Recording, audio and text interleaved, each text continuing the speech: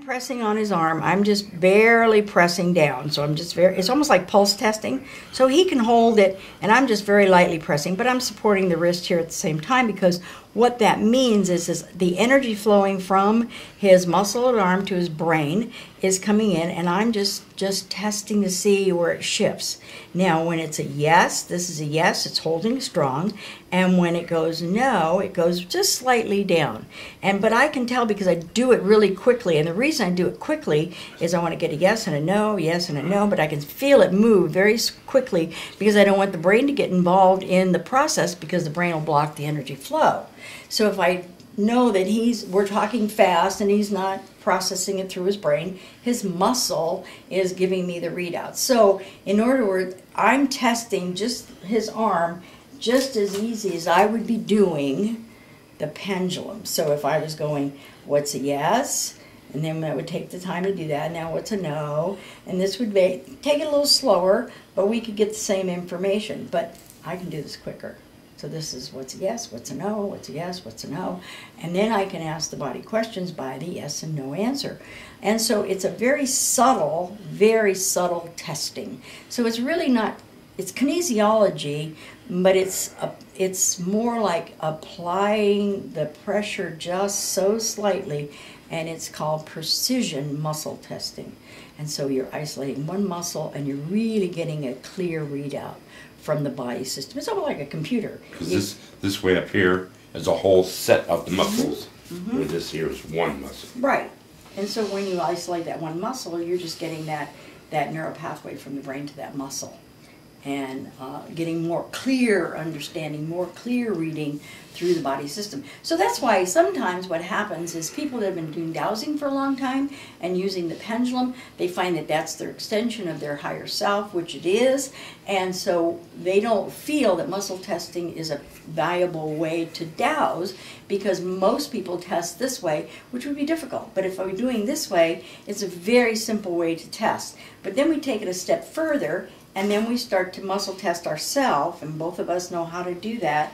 So what we're doing is the same thing I'm testing his arm, I'm testing this way. So this muscle, this is holding strong, and this is pushing against it. And we're doing the same thing by saying what's a yes, what's a no, what's a yes, what's a no. And this is called finger dowsing. Finger testing, they've done it this way, where this is a yes, and this is a no, and this is a yes, and this is a no, or this is, they also do it this way.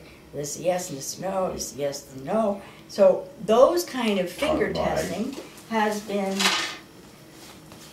put in the Paralanda workbook.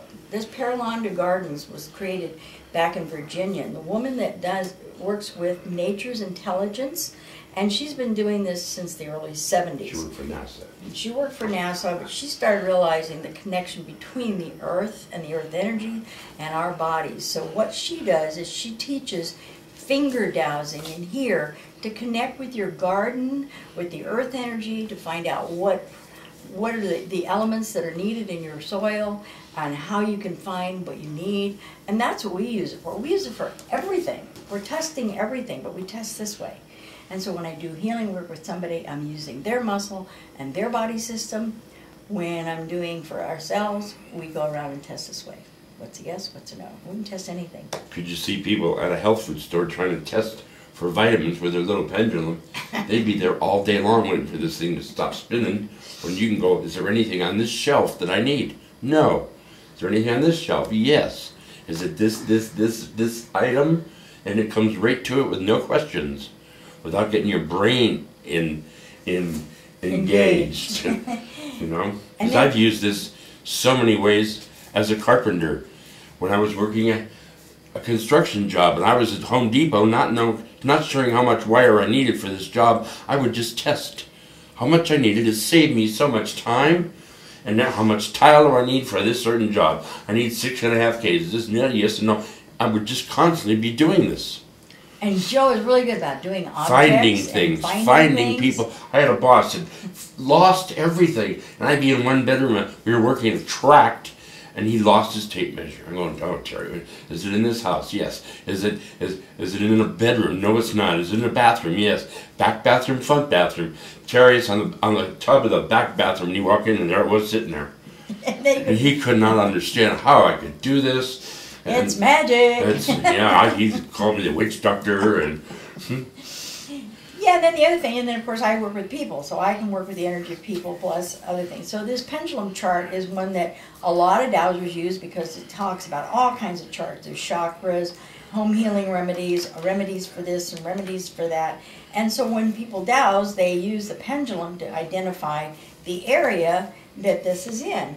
For me, I can go, is it on this side of the chart? No. Is it on this side of the chart? Yes. Okay, then I can just find out, and I can narrow it down to making it quicker and easier to identify what it is that we're looking for. So it's just another shortcut way, and it's more precision as I